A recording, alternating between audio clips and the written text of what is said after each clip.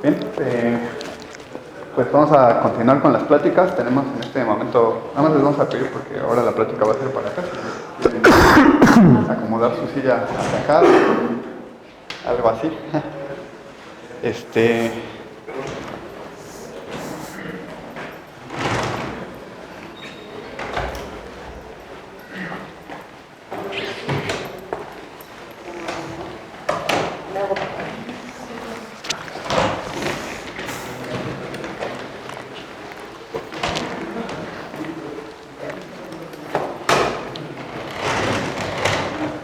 ¿Listo? Sí. Bien, pues vamos a continuar entonces con las pláticas. Les damos las gracias por estar aquí en el coloquio de orientación matemática. Tenemos al profesor Juan Holguín, profesor que actualmente está colaborando con las preparatorias del IEMS, y él nos va a platicar sobre una probabilidad de relatividad, ¿cierto? Sí, así es. Sí. Entonces lo dejamos aquí. Gracias por estar con nosotros. Gracias. Bueno, pues buenos días a todos, gracias por haber venido al llamado. Y bueno, tengo poco tiempo realmente para explicar, creo que es suficiente material. Antes que nada, quería comentar que el tema quizá lo escogí por el alunizaje. Hace unos días acaban de cumplir 50 años del alunizaje. Desafortunadamente, teorías de la conspiración que lo que buscan es echar para atrás el progreso de la humanidad, niegan este tipo de ideas. No solo eso, niegan la teoría de la relatividad. Incluso en muchos casos, youtubers famosos dedicados a ese tipo de cosas se están dedicando a... creo que en esta última etapa el capitalismo se volvió en su contrario. Todos los progresos que trajo durante todo este tiempo los está revirtiendo. Se ha vuelto el ludista moderno, para decirlo en palabras de León Trotsky. Ahora son ellos quienes están reventando todo el progreso que en un momento se ha vuelto una clase reaccionaria. Pero bueno, no tengo mucho tiempo para profundizar en eso, así es que a lo que vengo, y vamos a hablarles un poco de relatividad y cómo se llega esto a métodos geométricos. Así es que vamos empezando. Bueno, imagínense que aquí tienen un punto P, acá un punto Q de coordenadas, y digamos que en el punto, dicen Q porque así dicen los brasileños, ¿no? Una escuela muy fuerte de geometría está en Brasil, han de saber, en el INPA, Instituto de Matemáticas en Brasil. Yo no solamente vengo a hablar de qué materias les recomiendo que lleven, sino con qué maestros les recomiendo que lleven, que son los maestros con los que yo llevé. Yo llevé con Guadalupe Reyes este tipo de materias, pero bueno, vamos viendo. Y con Óscar Palmas Velasco, ¿no? Pero vamos viendo poco a poco. Vamos a pensar que un rayo de luz lanzan de aquí para acá. La velocidad de la luz es C. La velocidad, así le voy a llamar, la velocidad de la luz en el vacío C. Entonces el tiempo, digamos que pasa de aquí a aquí, vamos a decir que sea T. C por T es una distancia aquí de aquí a aquí. En términos euclidianos, convencionales, la distancia de aquí a acá, suponiendo que este es el origen, puedo decir que la distancia al cuadrado es x cuadrado más y cuadrada más z cuadrada en coordenadas cartesianas. Por lo tanto, este al cuadrado tendría que ser esto al cuadrado, y esto sería c cuadrada, t cuadrada, igual a x cuadrada más y cuadrada más z cuadrada. Esto está sumando, pasa restando, c cuadrada, t cuadrada, menos x cuadrada, menos y cuadrada, menos z cuadrada. Y esto tendría que ser igual a 0, ¿no? Para todos los rayos de luz se satisface esta identidad, ¿no? Y es un poco como... ¿Quién sabe cómo se le había ocurrido a Hermann Minkowski? Hermann Minkowski decía que Einstein era así le decía él, que Einstein era un perro flojo y que nunca iba a hacer nada en su vida. Y mira que las cosas se convierten en su contrario. Resulta que ahora el trabajo de Minkowski es está predominantemente ligado al trabajo de Einstein, ¿no? ¿Quién sabe cómo se le ocurrió? Pero fue una gran idea, sin duda alguna. Ya haya sido del propio Einstein, no haya sido de Poincaré incluso. Algunos dicen que andaba cerca de la teoría de la relatividad. Señor, Ah, sí, ya vi, gracias. Poincaré estaba muy cerca también de la teoría de la relatividad. a lo que comentan. Ya como sea, fue una gran idea a quien se le haya ocurrido. Tenemos 4 entradas en el tiempo, que digamos que es un número real, aquí es otro número real, aquí es otro número real, aquí es otro número real. Puedo identificar todo esto como una entrada de 4 números.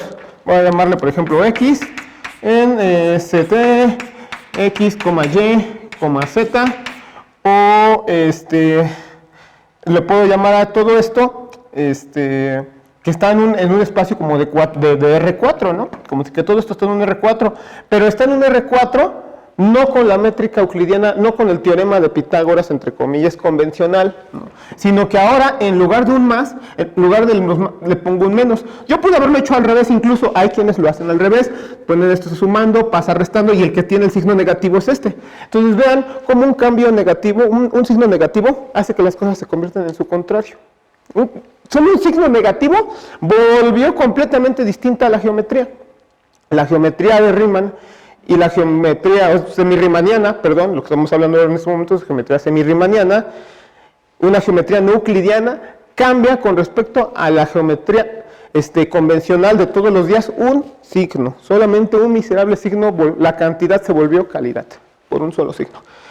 En fin, se le ocurrió por ahí a alguien decir, bueno, si este cuate es un vector en un R4, pero en un R4 donde tenemos un signo menos o un signo positivo en este caso un signo positivo, dice, bueno, vamos a denominar a este R4 con esta forma de medir distancias,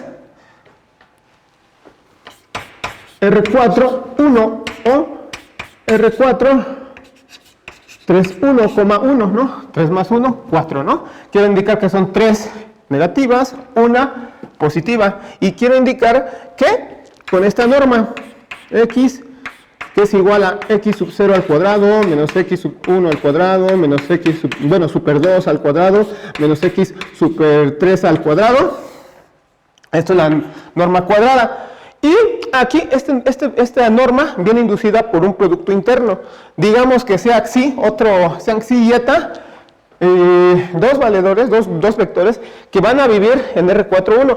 Pero a R4,1 lo voy a entender el espacio pseudo-euclideo como R4, el espacio de R4 con el producto interior que a continuación vamos a definir. Sean xi y eta, bueno, sean xi y eta, xi y eta, dos cuates que llevamos en, vamos a adelantar un poco, 4,1, o sea, xi de coordenadas, xi sub 0, super 1, super 2, super 3, y eta de coordenadas, eta super 0, eta super 1, eta super 2, eta super 3, ¿no? Entonces el producto interno se va a definir como sigue. Lo voy a poner en otro color. Ya me regalaron unos colores. Bueno, vamos a ver. Y eta, xi de coordenadas es eta sub 0, xi sub 0, menos eta 1, o eta 1, es 0, es 0, xi 1 menos eta 2, xi 2 menos eta 3, xi 3, ¿no? No era muy difícil de entender. Pero si se dan cuenta, esto lo podemos reescribir de una segunda forma, ¿no? Lo podemos reescribir como una forma cuadrática, porque pues, es una forma cuadrática esa cosa, ¿no? Esto es, podemos escribirlo como xi transpuesto, G, me gusta esa G, así está bonita la G, eta, ¿no?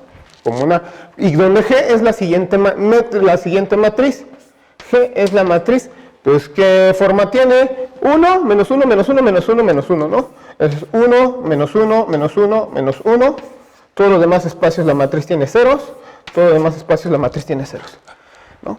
Y esa forma cuadrática nos va a representar esta geometría. Entonces, si quieren verlo así, otra forma de mencionar esto es, este espacio es R4, con esta matriz, con esta métrica. el espacio pseudo-euclidiano. Ahora en adelante le vamos a llamar espacio pseudinal. En general, pueden hacer lo mismo en general para, no sé, Rn. Entonces tienen que tener ustedes acá Rn, Pq, y pues esto va a ser donde n, naturalmente n es igual a P más Q, ¿no? Y es lo mismo, ¿no? Es el Rn con el producto interno igualmente definido, ¿no? Las primeras entradas o las, pues quieren ponerlo así, las primeras, estas P entradas, las P entradas de acá van a ser negativas, las Q entradas van a ser positivas, ¿no? Entonces al final puedo ponerlo así como RNQ, ¿no? Bueno, ya, eso ustedes lo pueden hacer en casa porque no me queda mucho tiempo. Bueno, ahora vamos a hacer geometría con esto. Ahora sí, vamos a ver cómo sale de esto las transformaciones de Lorentz, ¿no? Que es por cierto, vamos a empezar con los comerciales. Hay 4 formas yo 4 que me conozco más o menos y una medio, de cómo abordar la relatividad especial. Esta es la primera forma de abordar la relatividad especial. Vamos a estudiar el conjunto de movimientos que hay con esta métrica, y resulta que el conjunto de movimientos va a tener 4 componentes. Una componente van a resultar ser las transformaciones de Lorentz. Esa es una forma. Hay otra forma que tiene que ver más con variable compleja. Esto tiene que ver más como, incluso se podría ver en un curso de geometría analítica avanzado, esto que vamos a hacer ahorita, quizá. El otro es un método que tiene que ver con métodos de variable compleja, que vienen en el libro de Roger Penrose. Trata sobre transformaciones de Möbius. Con transformaciones de Möbius también son vistas en la materia esta de geometría hiperbólica. De hecho es obligado verlas en geometría hiperbólica, no es obligado ver las transformaciones de Möbius en variable compleja. Algunos cursos, algunos maestros sí lo hacen, otros no, pero donde sí es obligado en la primera parte de verlos en geometría hiperbólica. Entonces, por ahí pueden abordar con estas transformaciones. El libro de Roger Penrose platica algo al respecto, ¿no? Otra forma de abordarlo es la que me preguntan cuando están en la prepa. Oye, ¿cómo lo abordamos? Vienen los libros más o menos sencillos. Se llama una edición de hace 20 años, de más de 20 años, de Cedar Szymanski, del libro de física universitaria, que lo único que trata es que tienes un vagón, el vagón se está moviendo, como en otro sistema de referencia, pones en la parte de arriba un espejo, lanzas un rayo en la parte de arriba, ¡pum! El rayo, tú como estás adentro del vagón, lo único que ves es que el rayo hace esto. Sin embargo, desde el otro sistema de referencia ves que hace un zigzag, y en virtud de esto haces las cuentas correspondientes, llegas a la dilatación del tiempo. Siendo ese mismo método, pones ahora el espejo en la misma dirección del movimiento, en el mismo eje del movimiento, disparas un rayo de luz, ¡pum!, llega, regresa, vuelve a chocar, y resulta que cuando tú ves desde afuera, ¿qué es lo que ocurre realmente tú ves esto? No pasa a ti adentro del vagón, desde afuera del vagón lo que estás viendo es que el espejo sigue moviéndose, y cuando va a llegar la luz, ¡bum!, ya no está ahí el espejo, y entonces tiene que avanzar un poco más la luz para alcanzar el espejo. Después llega al espejo, rebota la luz, llegó antes de tiempo porque el vagón siguió avanzando, y llega antes de tiempo el proyector de la luz, y ¡pum!, la luz llega antes de tiempo, por decirlo de alguna forma. Haces las cuentas correspondientes y encuentras la contracción de Lorentz, la contracción del espacio de Lorentz. Después, usando esos dos tipos de transformaciones o de eventos, estos te sirven para reducir de una vez más las transformaciones de Lorentz. Hay otra forma que, como se hace, lo hace Lev Landau en el libro de Física Teórica, el volumen 2. Es para eso yo creo que ya habría que llevar. No sé ahora, yo creo que ese libro se tendría que llevar en Teórica 3, cuando yo llevaba, existía electromagnetismo en Teórica 3, se veía. Entonces yo creo que ese libro es bueno para esa materia, pero ya tienes que tener unos buenos elementos de Teórica 1, ¿no? Lev Landau se basa en esto, dice él, agarra la siguiente acción. Bueno, vamos a tomar aquí la siguiente acción. Digamos un tiempo t sub 0, un tiempo t sub 1, raíz de 1 menos b cuadrada sobre c cuadrada y pone una constante aquí. Dice, esto es para la partícula libre, ¿no? Empieza a sacar, a hacer las cuentas para deducir quién es primero esta constante k y después de deducir esta constante k, pum, pum, pum, empieza a utilizar todos los métodos de análisis de cálculo variacional y de ahí se desprende toda la teoría de Einstein, ¿no? O sea, y este es uno de los métodos que me gusta, pero este es un poco menos conocido y este es, bueno, también el de Roger Penrose también no es tan conocido, pero bueno, échenle ganas, tiene mucho que ¿Con qué maestro yo llevaría, por ejemplo, no sé, física moderna? Pues con esta Mirna Villavicencio, ¿no? Sin duda alguna, ¿no? Volveré a llevar con la maestra Mirna Villavicencio, ¿no? Y bueno, ya ya he hecho más, yo estoy diciendo que maestros, yo estoy haciendo comerciales, ¿no? Pero bueno, ok. Sigamos. Un movimiento es, intuitivamente vamos a pensar en una rotación en el espacio euclidiano para que quede claro. Cuando yo roto, estoy rotando estos dos puntos, no cambia la distancia entre ellos dos, ¿verdad? Este ángulo no cambia durante la rotación, antes y después de la rotación no cambia. ¿Qué significa? Que no quiero, que estoy buscando invariantes de movimiento.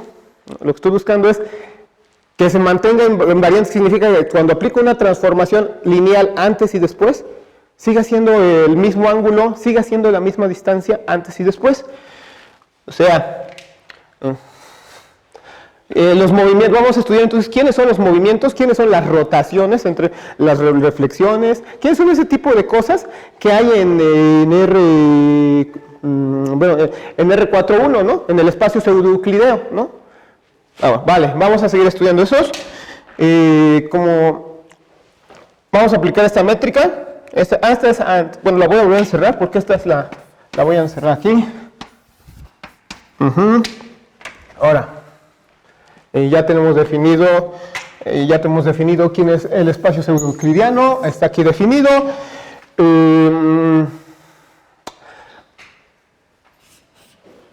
Antes de aplicar la transformación, este es el producto interior. Después de aplicar la transformación, voy a llamarle A la transformación. Entonces hay que definir antes quién es la transformación, ¿verdad? Es x sub 0 es igual a x sub 0, una transformación lineal, x sub 0' más b, x sub 0, x sub 1', aquí le voy a poner x super 1, no sub 1, super 1, c x super 0' más d, x super 1'.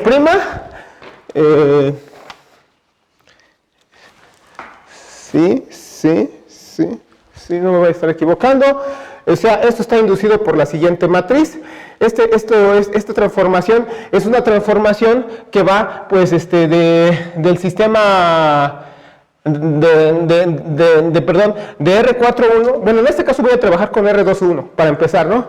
Vamos a trabajar primero el caso más sencillo y en la generalización es inmediata. R21.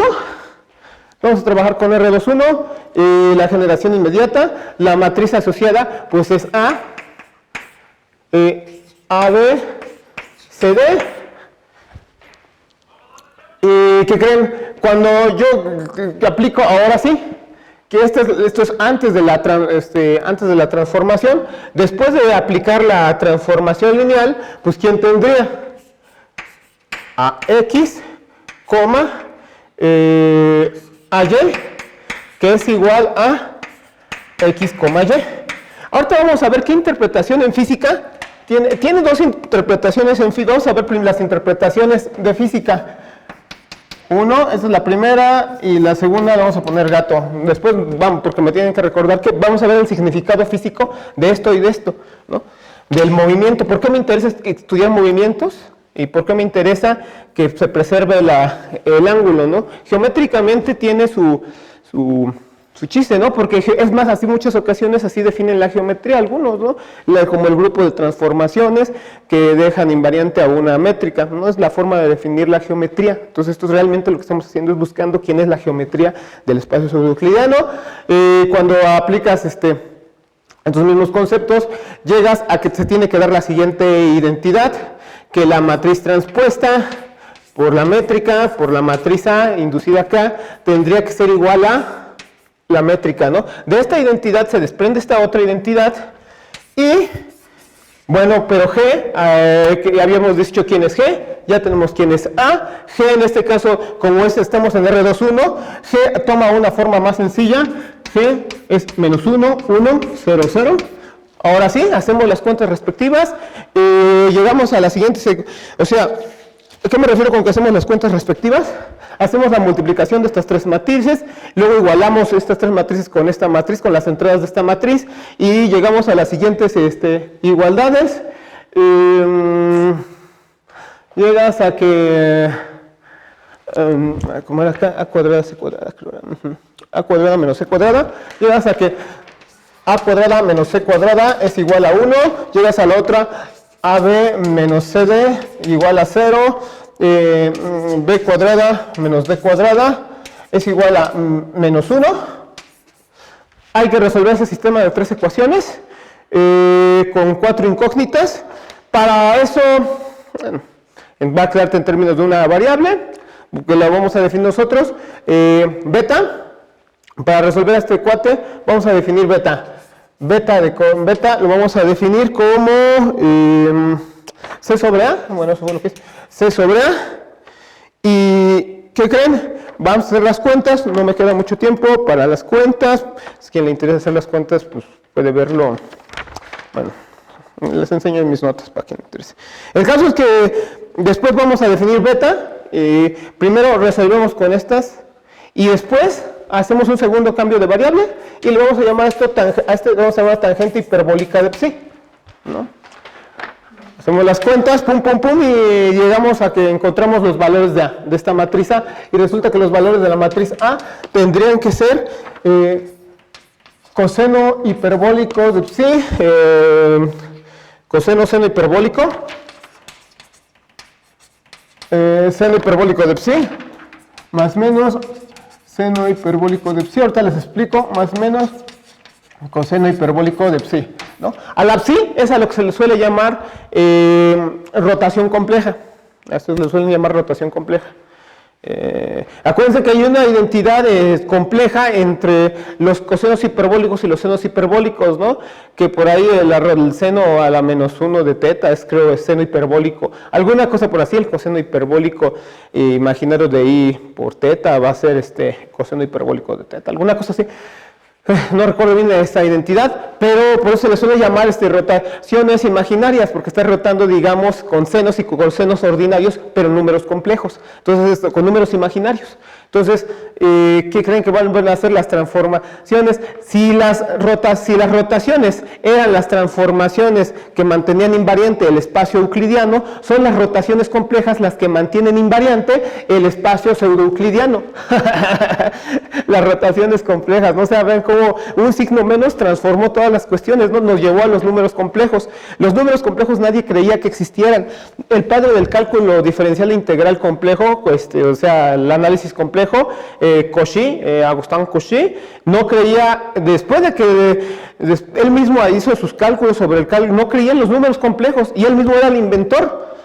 Le costó mucho trabajo creer en la existencia de los números complejos a Cauchy. Ya después de que había deducido los teoremas de Cauchy y todo eso que ustedes verán en análisis complejo 1, lo llaman aquí variable compleja 1, variable compleja 2, variable compleja 3, van a ver ustedes todos los resultados. Todo está basado, la variable compleja es una disciplina que está basada solamente en 2, 3, 4, 5 teoremas, 6 teoremas, unos cuantos teoremas, y de ahí se desprende todo lo demás.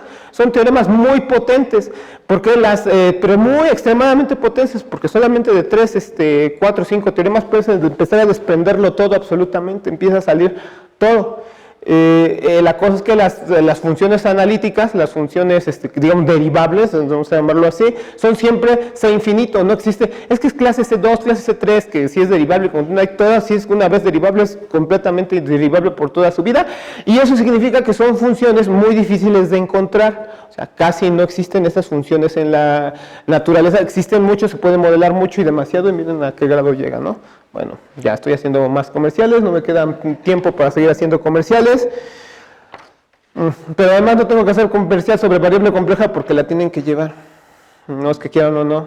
Bueno, uno puede hacer comercial sobre variable compleja 2 o variable compleja 3, ¿no? Pero no puedes hacer comercial sobre, la tienes que llevar sobre variable compleja 1, la tienes que llevar porque la tienes que llevar análisis complejo 1.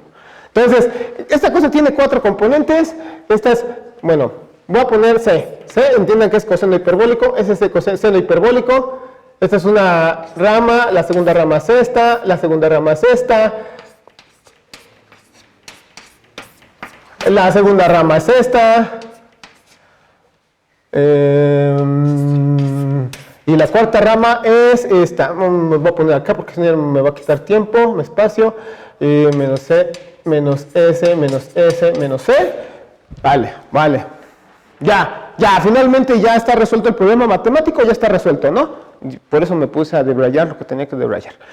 Bueno, que realmente eso es, no es que haya debrayado, sino que es el sentido de esta plática, ¿no? Empezar a promover materias, entonces, como que qué materias vale la pena llevar. Entonces no estoy debrayando realmente, bueno, ahora sí. 4 componentes, ahora sí vamos a empezar a hablar de física. En el sentido estricto de la física, ¿cuál de las 4 tiene sentido físico? Ahora sí, vamos a regresar a ver qué significado físico tenían estas de acá. Ok. ¿Qué es lo que dice que dicen la teoría especial de la relatividad? El primero, que dos sistemas, que lo que parte de dos cosas, la relatividad especial. Uno, de que tengas tú dos sistemas de movimiento y que los sistemas de movimiento, las leyes de la física, sean las mismas en uno y en el otro. Y cuando eso pasaba, decías que tenías sistemas galileanos, ¿no? Cuando sistemas galileanos de transformaciones. Y bueno, ¿qué significa eso? ¿Qué es lo que estoy pidiendo para que las leyes de la física sean exactamente las mismas? Imagínense yo que le voy a dar una pedrada a alguien, pero lo voy a hacer en línea recta, ¿no? Si lo hago en línea recta, es decir, si en un sistema de coordenadas es línea recta, en el otro, puesto que las leyes de la física tienen que ser las mismas, en el otro también tiene que moverse en línea recta. O sea, no puede ser que en una transformación acá haya sido una línea recta y que en el otro haya sido una curva. Entonces las leyes de la física no serían las mismas. Entonces, ¿qué transformación te lleva a convertir transformaciones de líneas rectas, transformaciones lineales? Por eso estoy usando una transformación lineal. Cuando estoy realmente estudiando los movimientos del espacio pseudo-euclidiano, lo que estoy estudiando son los sistemas de referencia inerciales, los sistemas de referencia galileanos. ¿Vale? Entonces, por eso me interesa usar estas transformaciones lineales, ¿no?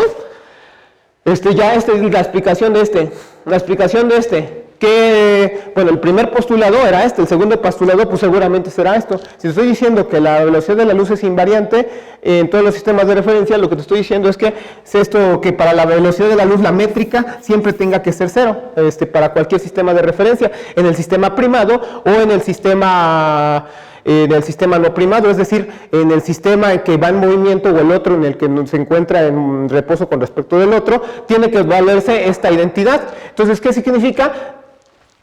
Que se tiene que dar la igualdad en esta métrica. Entonces, estos dos estudios del movimiento son realmente cuestiones físicas, ¿vale? Son realmente los dos postulados de la relatividad especial. Entonces, la relatividad especial, lo demás de la matemática. Por cierto, este grupo se llama el grupo de Poincaré. Bueno, el grupo de Poincaré se llama el grupo de Poincaré. El grupo de Poincaré, ¿cuál de las 4 componentes nos va a servir? La hipérbola tiene, digamos, 2 componentes, ¿no? La hipérbola tiene 2 componentes, ¿no? Una para arriba, otra para abajo, una para la derecha, para la izquierda. Esta es como una hipérbola con 4 componentes, si quieren verlo así.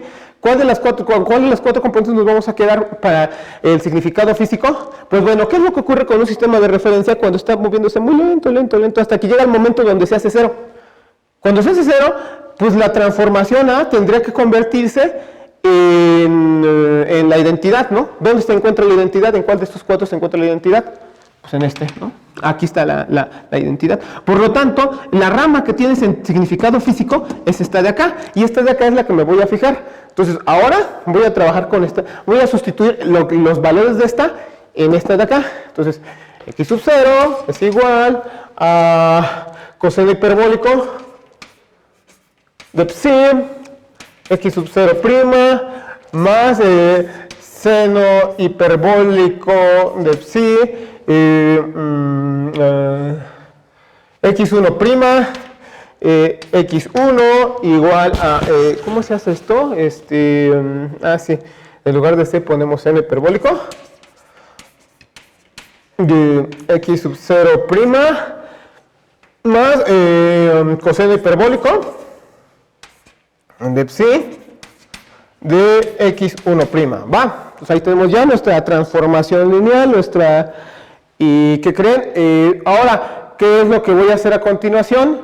Bueno, pues este x sub 0, pues yo le voy a llamar lo que se llamaba sub 0, acuérdense que es a lo que le voy a llamar tiempo, son los tiempos, ¿no? Entonces x sub 0 se va a llamar velocidad de la luz por tiempo, velocidad de la luz por tiempo, en el sistema primado, en el otro sistema. Entonces, queda c por t, y aquí esta es la coordenada espacial, no esta es la coordenada espacial. Ahora, como a mí me va a interesar estudiar, lo que voy a hacer ahora es que empezar a estudiar el movimiento de un sistema de referencia con respecto del otro. ¿Cómo lo estudio? Pues estudiando el movimiento del origen de coordenadas del sistema primado. ¿Cuál es el origen del sistema primado? Pues voy a hacer x1' igual a 0. Yo hago 0 esto, sustituyo los tiempos aquí, y no tengo tiempo para hacer las demás cuentas, las iba a hacer, pero resulta que no se puede. Me queda todo eso que es c por t, es igual a coseno hiperbólico de psi por t'. Bueno, aquí quitamos esta c también, y te queda que x1 es igual a c, o así, bueno, sí, c por el seno hiperbólico de psi por t', ¿no? Dividen esto entre seno hiperbólico, entre coseno hiperbólico, te queda tangente hiperbólico, y te queda x1 entre t1, que es la velocidad del sistema de referencia que está en movimiento. T' se cancela con t', luego la c está multiplicando, pasa dividiendo, y llegamos a que la tangente hiperbólica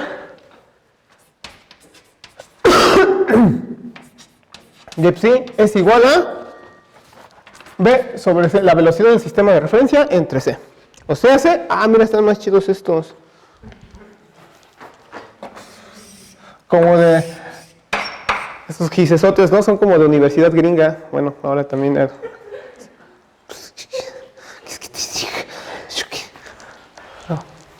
Sí, no faltan los pizarrones, así que pues se hacía mover, que hay 7, 8 pizarrones para. Bueno, aquí no, pero bueno, ya. En fin, esos pizarrones, de hecho, los originales de la Facultad de Ciencias, no sé, ese güey le tocó, pues, a Efraín, ¿no? Que todos los pizarrones que antes había en las peceras y los salones de los O's, y en los O's sobre todo, esos pizarrones los habían traído de Francia. Esos pizarrones, eran más o menos estos, ¿no? Ahora ya no están, creo, ya no están, pero esos pizarrones los trajeron de Francia, según, así de primer mundo, ¿no? Pero ahora ya eso ya quedó antiguo, ¿no? En fin.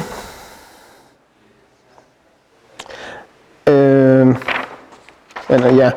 Pues la rotación compleja tiene esa forma. Resulta que la tangente de la rotación compleja es un número real y es la cociente de la velocidad del sistema de referencia entre la velocidad. Usamos las siguientes identidades hiperbólicas. Seno hiperbólico de psi. Esto no es muy difícil de ver, ¿no? Que esto se satisface. B sobre c sobre raíz de 1 menos b sobre c cuadrado, y que también se satisface que coseno hiperbólico de psi es igual a 1 sobre raíz de 1 menos b sobre c al cuadrado. Este es beta, también alias beta. Acuérdense que esto también le puedo poner beta por ahí. Bueno, está beta. Esto también se puede llamar beta. ¿Sale? Y eso, acuérdense, porque este es ¿quién? Tangente hiperbólica. 1 menos tangente cuadrada hiperbólicas, secante hiperbólico cuadrado, raíz cuadrada, secante hiperbólico, es tangente entre seno hiperbólico, te queda seno hiperbólico, y acá queda 1 entre secante hiperbólico, que es coseno hiperbólico por definición. Sustituyes ahí todo esto. En estas identidades vas a sustituir estas de acá, vas a sustituir estas de acá aquí, y ¿qué creen que queda? Pues queda lo que estábamos buscando, ¿no? Que t es igual a t' más b sobre c al cuadrado por x' sobre raíz de 1 menos b cuadrada sobre c cuadrada. X1 igual a x1' más bt' sobre raíz de 1 menos b cuadrada sobre c al cuadrado. Vamos a agarrar los gises gringos y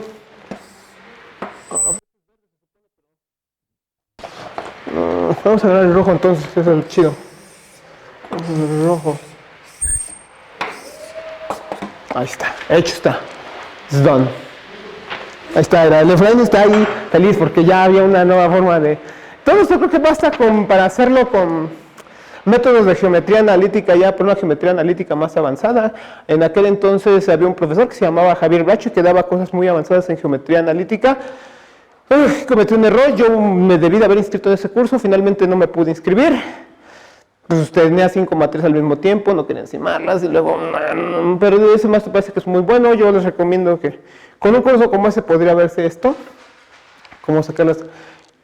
Y la geometría se convirtió la física se convirtió en geometría, ¿no? Pero en alguna ocasión un youtuber de esos de divulgación de la ciencia decía, no, es que la mecánica, ¿cómo? Es que hay quienes confunden la mecánica con matemáticas. No, ya no les digo porque aunque en la televisión pública ya es ilegal andar diciendo groserías, no creo que sea lo correcto, a pesar de que yo las uso, pero eso es un mal hábito que no se debe de hacer nadie. Bueno, es un hábito que tiene que ver con aplastar género, pero más que aplastar una clase sobre otra. Y, bueno, eso no está bien, pero ya, no hay tiempo. Ya, segundo paso de lo que sigue. En fin, ya está contento de Efraín. Que no les recomiendo que lleven todas las materias, ya lo que estamos haciendo comerciales, les recomiendo que lleven todas las materias que puedan con Efraín Vega Landa, es un gran profesor. Pues fue mi maestro, ¿no? Pues ya que pues tengo que hacerle promoción a la casa, ¿no? Bueno, ahora sí, vamos a empezar con la segunda parte, que ya, esta es la métrica, esta métrica es la que funciona para el espacio-tiempo cuando no está curvado, en el sentido de que no hay materia ahí, no hay materia que está estorbando. Cuando la matriz está estorbando, este vato también se tiene que ver deformado. La cosa es, ¿cómo es la deformación de este valedor? Cuando está el espacio-tiempo. Dices, la mano. Vamos a llegar a dos conclusiones cuando el espacio-tiempo está deformado. Hay muchas variantes de esta cosa, muchas variantes de esta cosa. Vamos a hacer en este momento una que me parece que es la más sencilla de hacer en lo que me quede de tiempo, no sé por cierto cuánto tiempo me queda. La mecánica, si el tiempo lo permite, es primero intentar deducir un caso para ver cómo es este cuate, y una vez que tengamos este cuate vamos a resolver el problema de dos cuerpos que se suele ver en física teórica. En física teórica uno se suele ver, el primer tema es resolver el problema de dos cuerpos, es decir, tienes un planetita, otro planetita, cómo se mueve el otro planetita respecto del otro, que resulta que son cónicas y la línea recta, ¿no? Entonces cuando ven geometría analítica en la prepa, por eso ven cónicas, porque así se mueven los planetas, es la solución del problema de dos cuerpos, por eso ven en el Lehmann, todo el tiempo están viendo las cónicas, ¿no? En el Lehmann, porque resulta que lo que estás estudiando ahí es la solución del problema de dos cuerpos, estás haciendo astronomía, cuando ves geometría analítica en la prepa estás haciendo astronomía, pero realmente no te lo dicen, porque creo que los que enseñan luego tampoco lo saben, pero sí, desafortunadamente, a veces, no digo que eso siempre sea, ¿no? Suelen hacer el material bien de matemáticas y todo lo hacen muy bien, pero no saben la interpretación física que hay detrás, ¿no? Mira, y él sí sabe, por eso, él sí me entendía el chiste. Bueno, me dijeron que tenía que hacer muchos chistes, hasta para que no digan que no estoy haciendo chistes y que luego la plática me sale aguada. Bueno, resulta que había un pique entre Einstein y Hilbert, ¿no? Muy rápido. No sé si sea cierto esto. El caso es que Hilbert decía que estaban pleito con Einstein por ver quién deducía antes las ecuaciones de campo gravitatorio, es decir, por ver quién deducía las ecuaciones de derivadas parciales que te describían cómo se convierte la métrica cuando hay un espacio, cuando hay materia. Aquí no involucramos a la materia, cuando hay materia envuelta, entonces esto cambia, y entonces cuando esto cambia, cuando está la materia tienes que resolver un sistema de ecuaciones diferenciales parciales, y el sistema de ecuaciones diferenciales parciales había un pleito entre David Hilbert y Einstein, ¿no? Un cuate que trabaja conmigo en la escuela, en la PG Prepa, tengo a mi porra aquí, traigan mi porra también. Entonces, conocen a Reinaldo, ¿no? Reinaldo me conoce si sea cierto lo que me dice, pero Reinaldo dice que David Hilbert decía que la física es algo tan importante que no se la podemos dejar a los físicos. A los físicos ya no les gustó ese chiste, pero así, el otro güey como es matemático, por eso cuando se quiere burlar de los físicos empieza a decir, y empieza a recordar lo que decía Hilbert, ¿no? La física es algo tan importante que no se la podemos dejar a los físicos, ¿no? Si es que lo dijo eso, a mí no me consta, pero si es que lo dijo, pues a lo mejor es en esa rivalidad por ver quién descubría esas ecuaciones. Total, a esta acción, ya el principio de acción extrema lo abordé en otra ocasión. En la vez pasada que me invitaron a dar la clase, pero se usa esta acción SG, que esa acción le llaman la acción de acción de Hilbert, R de omega. Omega es la forma de volumen en el espacio. Es R si ya es la curvatura escalar. La curvatura escalar partido por 2 coincide con la curvatura de Gauss. Eso tengo entendido que lo va a ver ahorita Efraín, ¿no? Imagino que si no, pues ya ni modo. Y si no, lo va a tener que ver, y si no, ahora lo ve. Y resulta que la forma, y esta es la forma de volumen, que es la raíz cuadrada del negativo, del determinante de la métrica, de la matriz esa, de 4x, ¿no? Aquí puede ser que estés integrando sobre todo el espacio, lo cual podría poner R3, cruz un intervalo del tiempo. I es un intervalo del tiempo, podría ser, no necesariamente, puedes poner simplemente aquí una variedad, pero además le voy a poner M al espacio, porque no sé qué podría ser, ¿no? Una cosa de 4 dimensiones, ¿no? Ahora, sobre esa cosa empieza a utilizar las ecuaciones de Euler-Lagrange, y como resultado de las ecuaciones de Euler-Lagrange llegas a la famosa ecuación, a la ya otra famosa ecuación de Einstein, que es R i J menos 1 medio G i J R por la curvatura escalar, que es igual a 0. ¿Cuánto tiempo tengo? Poquito menos de 20, todavía tengo un poco de tiempo. Ok. Ahí está. 15 minutos, chale. Bueno.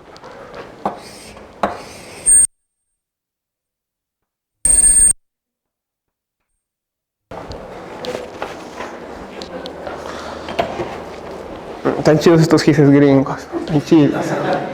Pues marcan bien, ¿no? Tan chidos. En fin. ¿Quién es este vato? Bueno, primero deduces una cosa que se llama el tensor de Riemann, y después de deducir el tensor de Riemann sacas la traza, y la traza luego termina siendo el tensor de Ricci, y luego de ahí sacas el tensor, ¿cómo se llama? La curvatura escalar. Pero no lo voy a hacer, nada más les voy a explicar que un poco de análisis tensorial, que realmente análisis tensorial no sé, ni siquiera viene una adelantadita de lo que van a ver en 1 hora con Efraín, 2 horas, qué sé yo, después de César Guevara, que es un buen profesor de álgebra. Yo llevé con él álgebra. Saludos, por ahí ya lo vi, saludos. Bueno, vamos a ver. Primero vamos a necesitar un aparato que se llama derivada covariante. Bueno, esta derivada covariante, si se dan cuenta, es el tensor. En pocas palabras, ¿qué es un tensor? Los físicos luego dicen tensor, pero no les explican porque todavía son muy niños, ¿no? Ahora ya, la explicación chida es en topología diferencial, la neta. Luego, ¿por qué Hilbert dice lo que dice? Pero la explicación de verdad de lo que es un tensor, en otra ocasión que me vuelvan a invitar, si es que me salió bien y si es que me vuelven a invitar, entonces les explico qué es un tensor, porque estaba como dudando, dar esta explicación o explicaré qué es un tensor, porque luego a la gente le puede decir en internet, ¿qué es un tensor? Y hay miles de reproducciones, pum. Pero también bueno, pues mis inclinaciones estaban por aquí en este momento porque quería hablar algo sobre el alunizaje y quería darle sus fregadazos al JL y bueno, ya. Ya, el caso es que este se llama derivada covariante y la derivada no se comporta como un tensor. Bravo.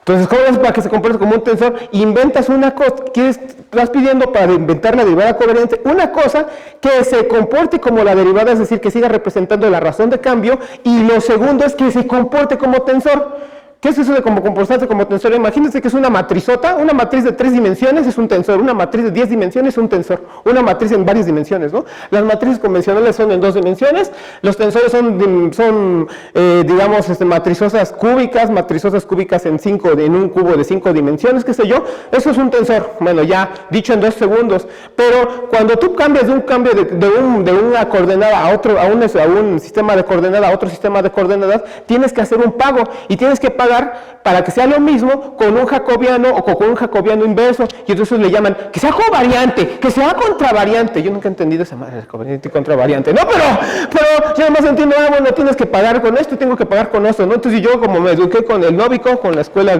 rusa, nosotros lo que nos enseñaron era vectores y covectores, ¿no? Y entonces, por ejemplo, el gradiente no es un vector, es un covector, por la forma en cómo se paga cuando cambias de coordenadas el gradiente, ¿no? Y el vector sí es vector porque pagas de otra forma el cambio de coordenadas, ¿no? Pero finalmente la derivada no se comporta como un tensor, entonces inventas esta cosa con esas dos características, pum, pum, pum, pum, y deduces y llegas a esta cosa. Parcial de TI con respecto a XK más gamma y KL TL, y aparece por primera vez este vato. Ese se llama conexión. Y no necesariamente, y esta conexión sirve para decirte qué cosa es paralela, sirve para explicarte en los espacios que es una cosa curva. Sirve para decirte que se aparece en un espacio curvo. Y bueno, no está directamente ligado con la métrica. No está directamente ligado con la métrica Se tiene que ligar. Bueno, ahorita ya veremos. Entonces, luego inventas otra cosa que se llama la derivada direccional. La derivada direccional, digamos en un vector, la derivada direccional de un vector gamma punto, qué sé yo, T, es ¿quién? Pues es como el producto punto entre la derivada y el producto punto entre la derivada y esto te da la del producto punto entre la derivada y el vector. Eso en cálculo, cuando ustedes lo ven, eso se le llama la derivada direccional. Aquí sigue siendo válido esto porque acuérdense que sigue teniendo las propiedades de la derivada. Entonces, ¿qué voy a pedir yo? Para pedir que una cosa sea paralelo, un campo vectorial sea paralelo, voy a pedir que esto valga 0. Es decir, y ya. Y bueno, y entonces con eso voy a formar campos vectoriales paralelos, ¿no? Con eso a esta ecuación es a lo que más adelante le voy a llamar con esta ecuación es con lo que voy a formar dada una curva gamma ya la parametricé, gamma que tiene de coordenadas x y de t. Entonces con esto, y yo doy digamos un tensor en el punto inicial, digamos que en el punto P de coordenadas en el punto inicial sea x sub 0, y que el punto Q sea el punto x y sub 0 y sea en el 1, el punto Q de coordenadas. Entonces paso de P a Q, entonces con eso hago una curva que va de aquí para acá. Aquí doy un tensor original, digo un vector aquí originalmente, lo traslado paralelamente y estoy definiendo, con esto me dice cómo definir un paralelismo. Tenía más detallado, pero el tiempo no me lo permite, es un tirano. 10 minutos, madre. Bueno, ya. Vean cómo la dialéctica se levanta aquí con todo su poder. Vamos a ver. Está. Es una esfera. No. Bueno, sí, es una esfera. Vamos a fijarnos en el punto polo norte. ¿Cómo se llaman meridianos estos cruces de acá, no? Y vamos a fijarnos en este vector, que sea el vector inicial, ¿no? ¡Pum! Los voy a trasladar paralelamente, fíjense, ¡pum! ¿Cómo se va trasladando paralelamente? Es como el tangente, ¿no? ¡Pum! ¡Pum! Acá sigue. Y ahora voy a trasladar paralelamente este de acá. Y fíjense. Bueno, ya. Y ahora lo voy a trasladar paralelamente sobre esta otra de acá. Están chidos estos. Y cuando lo traslado paralelamente,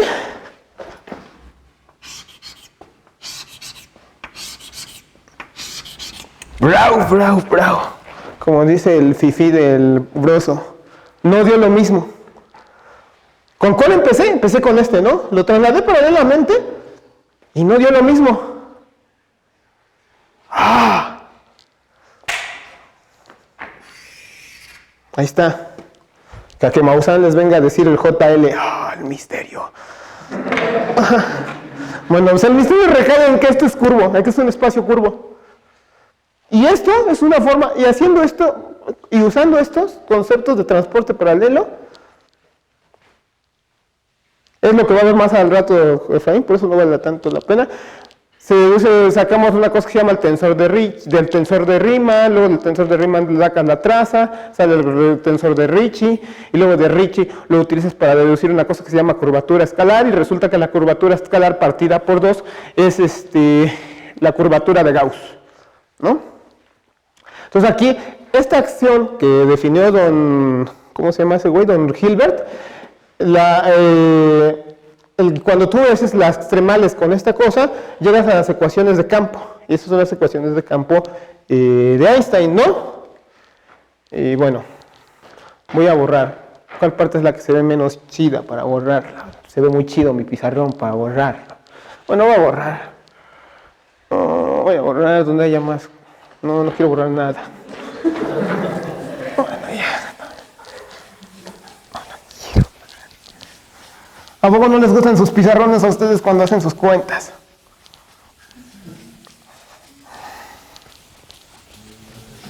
Bueno, a ver si en ese espacio me queda. Bajo ciertas condiciones, ¿puedo omitir esto? Vamos a omitir, este vale ser la curvatura de Ricci de escalar, perdón, puede valer 0 bajo ciertas condiciones, entonces las ecuaciones de campo se convierte en resolver esto de acá. RIJ igual a 0. Entonces, las ecuaciones de campo se convierten en este vato de aquí. Se convierten en eso. Y hay que resolver. Es una ecuación en derivadas parciales cuya incógnita se convierte en la métrica, la G. La G, que de ahora en adelante para los grandes le vamos a llamar coordenadas entradas G y J.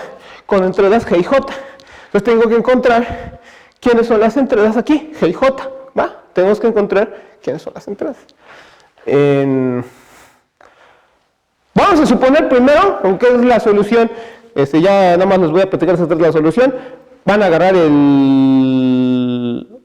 una masa masiva, pum, no necesariamente tiene que ser, voy a agarrar una masiva, y bueno, se llama una grandota, pues. Y entonces alrededor voy a pedir que haya simetría esférica, es decir, que solamente dependa de la distancia, es lo que voy a pedir primero. Segundo, que voy a pedir es que, que dependa de la... Y lo segundo que voy a pedir es que en el infinito se comporte como esta. Se comporte como esta. Que en el infinito se comporte como esta. Como si que no hubiera espacio.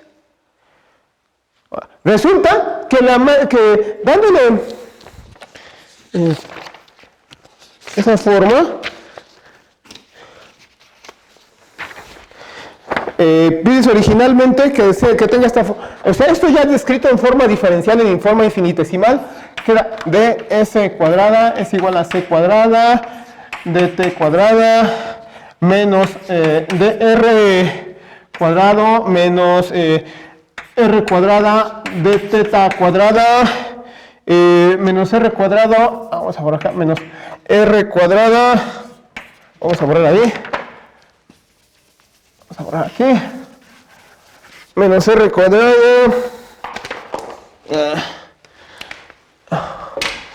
oh sí, menos r cuadrada, seno cuadrado de teta de phi cuadrado. Esta parte de acá está escrito en coordenadas polares, es en coordenadas esféricas. Es lo mismo, pero está escrito en coordenadas esféricas, ¿no? Lo que voy a pedir es entonces, ¿qué es lo que quiero que se preserve? Pues realmente en el infinito esto puede quedar igual. Lo que va a cambiar es aquí, la petición que estoy haciendo, las voy a pedir aquí. Bueno, finalmente, ahí multiplico por dos funciones que dependen del radio, funciones del radio, F1, F2. Hago esas dos peticiones, las me sustituyo allí, pum, pum, pum, pum, pum. ¿Y quién creen que queda? ¿Quién creen que queda? Queda esta métrica. Y esta métrica es la que tiene de nombre la métrica de Schwarzschild, mejor dicho, Schwarzschild, se dice Schwarzschild. Queda la métrica de Schwarzschild bajo estas condiciones y eso significa que tiene la siguiente forma. Se las voy a escribir aquí con color no naranja que acabo de escribir. Escribiré con el azul.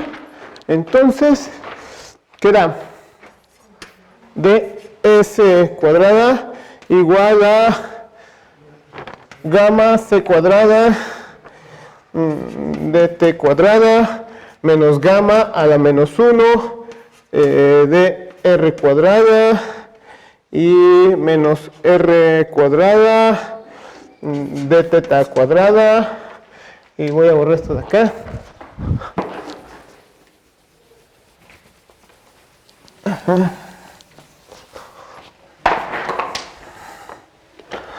Menos r cuadrada seno cuadrado de teta de phi cuadrado, ¿no? Esta es la con gamma. ¿Quién es gamma? Hay que definir gamma. Gamma es igual a 1 menos 2 veces m sobre r, donde m termina siendo la masa del cuerpo masivo que originalmente habíamos pedido. En amarillo.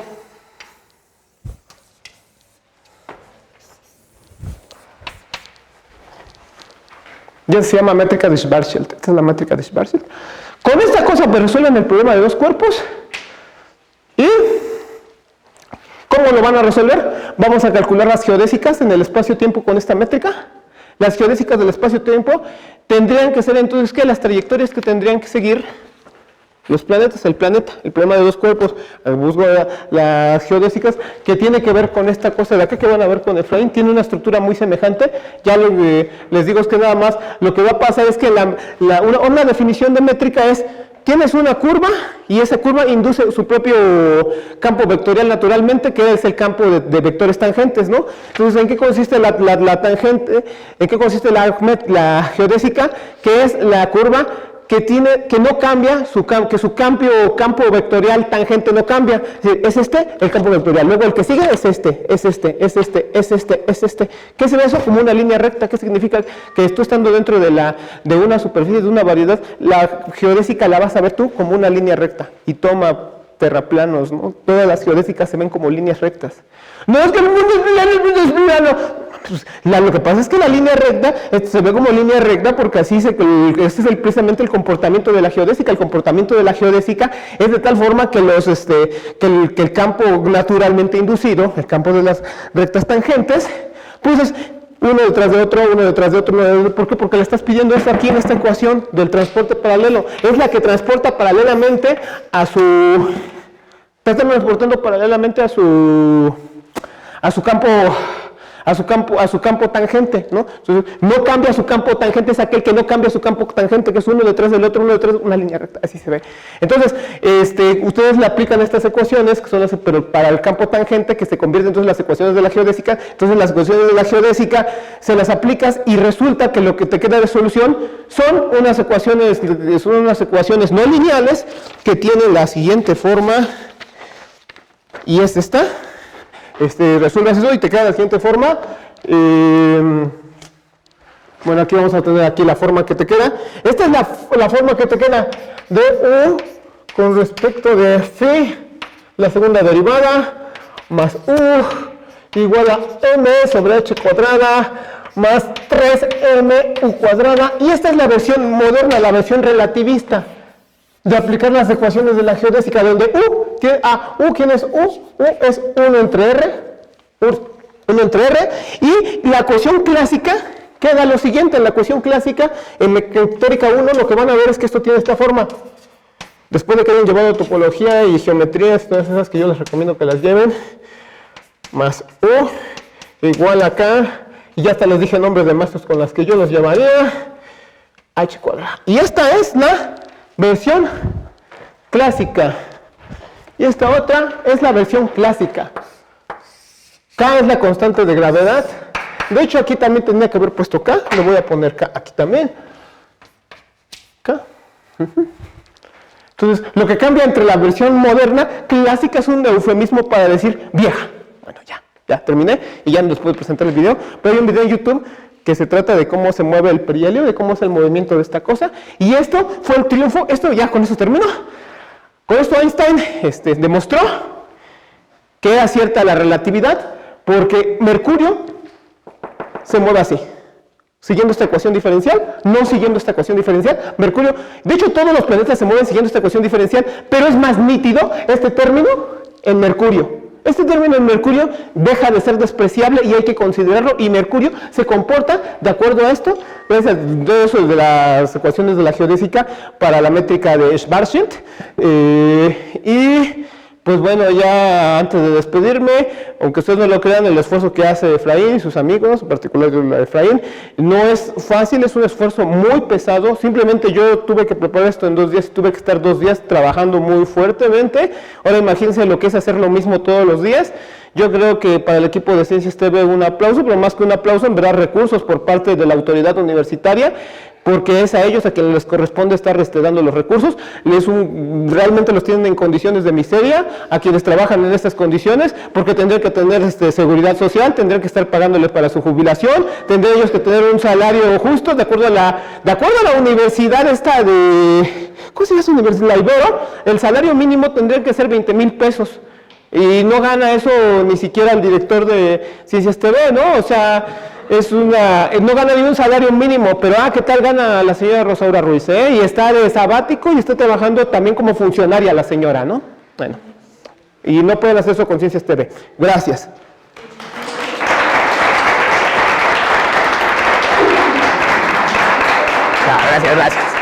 Gracias. ¿Alguna pregunta de la que tengan?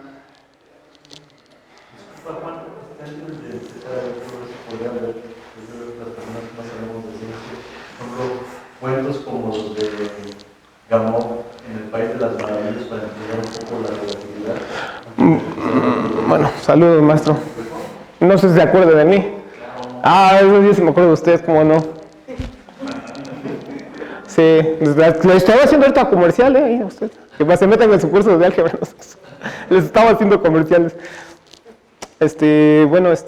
Bueno, mira, yo para aprender ciencia, honestamente yo no soy adicto y de hecho la verdad no me gusta la ciencia ficción. Yo la verdad lo que creo es que luego la ciencia ficción mete a los científicos en su dinámica y luego los científicos se meten en la dinámica de la ciencia ficción y entonces se vuelve un ciclo vicioso entre ellos y entonces lejos de descubrir las cosas se quedan en un ciclo del que no salen. Yo no soy partidario de utilizar la de estar usando la literatura, la ciencia ficción para acercar a la gente a la ciencia, ¿no?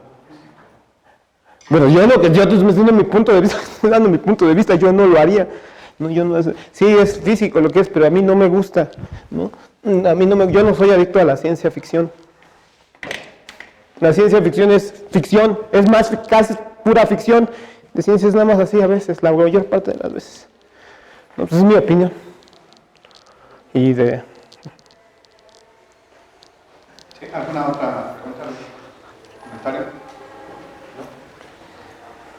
¿No? Pues entonces agradecemos a... Gracias. Gracias. Gracias.